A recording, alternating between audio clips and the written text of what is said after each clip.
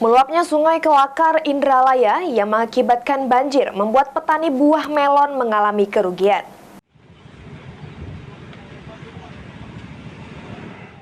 Seperti inilah panen lebih cepat yang dilakukan kelompok tani di Indralaya Ogan Ilir.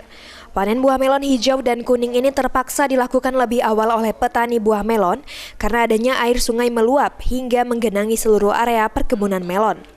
Supri, salah satu dari kelompok tani ini mengaku panen lebih awal dilakukan guna menyelamatkan buah yang sudah dapat dipanen, sedangkan buah yang masih berukuran kecil dan sedang belum dapat dipanen, hingga terpaksa ditinggalkan saja di kebun yang sudah dibanjiri air sungai yang meluap. Air sungai yang meluap ini diakibatkan hujan seharian dari malam hingga ke pagi, akibatnya perkebunan buah melon terendam.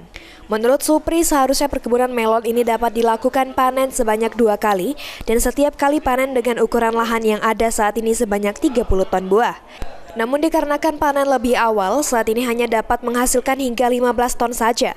Selain itu, untuk panen yang kedua kalinya dipastikan sudah tidak dapat menghasilkan, karena semua lahan terendam dengan air sungai yang meluap. Dengan hanya dapat 1 kali panen, membuat petani mengalami kerugian puluhan juta rupiah. Pas banjir datang dia manen. Itu tidak bisa panen lagi sudah banjir tuh. Tidak bisa lagi, mati dia. Biasanya melon berapa kali panen? Panen 2 kali. 2 kali. Jadi ini tidak pacak manen 2 kali. Tidak bisa lagi. Jadi dipanen terus. Panen apa namanya? Panen habis. Panen habis. Jadi siapa mana kalau yang mentah? Ya, dia yang mentah tinggal. Oh, mentah tinggal. Tidak bisa diambil lagi berarti. Tidak bisa lagi, busuk dia. Berapa? Kira-kira rugi tak? Kalau kena banjir ini? Ya, pasti rugi. Ahmad Romawi, PAL TV.